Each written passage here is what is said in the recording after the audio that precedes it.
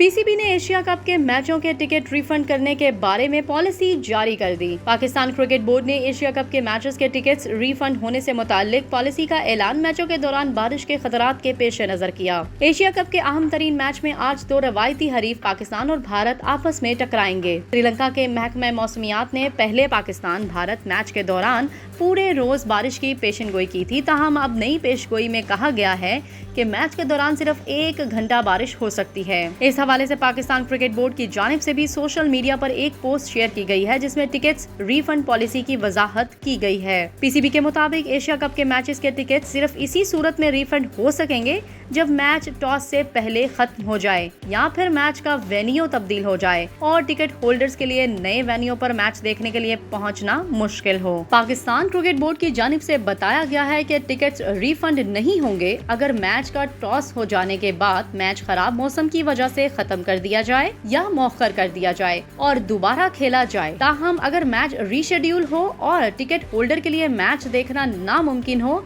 तो इस सूरत में टिकट रिफंड हो जाएगा। टिकट्स रिफंड के लिए तमाम दरखास्तें पीसीबी की टिकटिंग वेबसाइट पर वसूल की जाएंगी।